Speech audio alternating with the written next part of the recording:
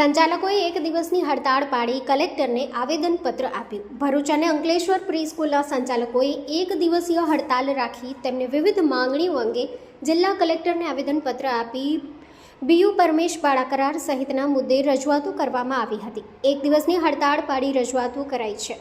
રાજ્યમાં પ્રી સ્કૂલની નોંધણીને લઈને હજુ પણ ગાંઠ ઉકેલાઈ નથી, જેથી નર્સરી, સિનિયર અને જુનિયર કેજી ચલાવતી પ્રી સ્કૂલો એમ જ ધમધમી રહી છે. જોકે તે જ સમયે રાજ્યમાં પ્રી સ્કૂલની નોંધણીને લઈને સરકારે બનાવેલા નિયમો સામે પ્રી સ્કૂલ સંચાલકો દ્વારા રજૂઆતો કરવામાં આવી હતી, જેમાં બીયુ પરમેશ ભાડા કરાર સહિતના મુદ્દે રજૂઆતો કરવામાં આવી હતી. ખાસ કરીને ભાડાના બંગલાઓમાં ચાલતી પ્રી સ્કૂલમાં બીયુ પરમિશન અને ભાડા કરારનો મોટો ઇસ્યુ સર્જાયો છે, જે મુદ્દો ઉકેલાયો નથી અને એની રજૂઆત પ્રાથમિક શિક્ષણ નિયમ, શિક્ષણ સચિવ, શિક્ષણ મંત્રી, જિલ્લા કલેક્ટર અને જિલ્લા શિક્ષણાધિકારી સહિત તમામને કરવામાં આવી છે.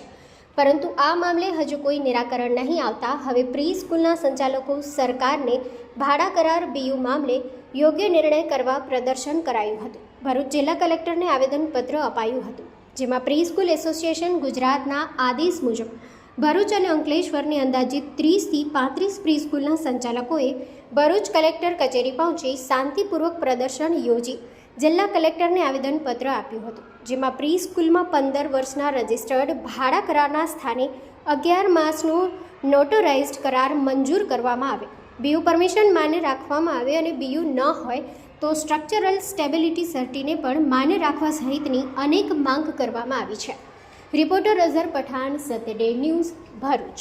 मैं Trupti Rathore, Bharuch Ankleshwar pre school association की तरफ से हम सभी यहाँ पे आए हैं कलेक्टर ऑफिस एक अर्जी रखने।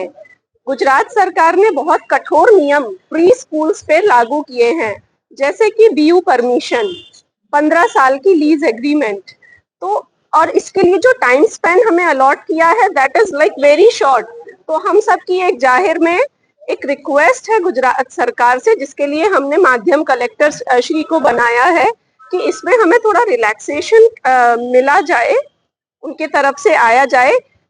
एंड प्री स्कूल एक ऐसा सेगमेंट है जो कि मोटा भागे हम जोवा जाइए तो महिलाओं द्वारा संचालित हो रहा है।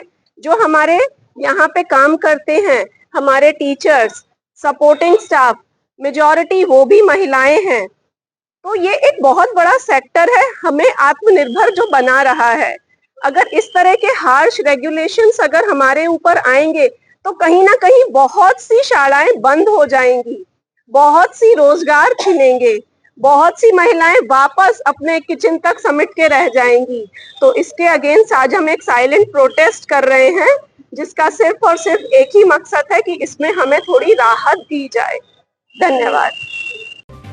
જો તમે આ વિડિયો ફેસબુક પર જોઈ રહ્યા છો તો લાઈક અને ફોલો કરો અને યુટ્યુબ પર જોઈ રહ્યા છો તો અમારી ચેનલને સબસ્ક્રાઇબ કરો. saturday.com આઝાદી સમાચારોની.